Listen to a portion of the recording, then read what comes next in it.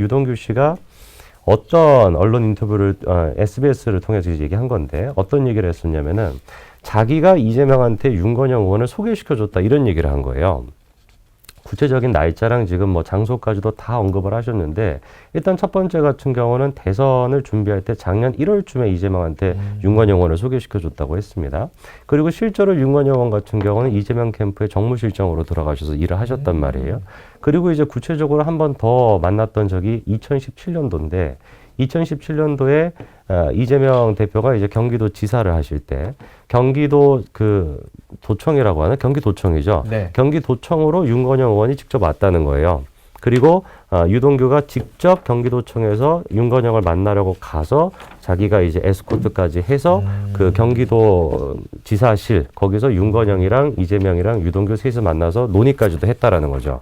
그리고 그 논의의 내용까지도 공개를 했는데 윤건영이가 이제 그 유동규나 이재명 측에게 조언을 했던 내용 중에 한 가지가 장관을 누구로 뽑을지를 미리 좀 잘 인맥풀을 만들어 놔야 된다. 이런 얘기도 하셨다고 하고 그리고 지난번 대선 때 같은 경우는 또 윤건영 의원이 그런 얘기를 하셨대요. 이재명의 측근이 주변 사람들에 대한 검증을 좀 할 필요가 있다. 근데 유동규 생각에는 그 측근이 자기였다라는 것이고 실제로 자기가 인맥풀을 관리했다라고까지도 지금 얘기를 했습니다. 그래서 지금 이제 윤건영 의원이 제가 지난번에도 좀 희한하다라고 생각을 했던 게 뭐냐면 대선 기간 돼가지고 갑자기 이분이 그 원래 문재인 전 대통령이 이제 복심이라고 불리는 분이잖아요.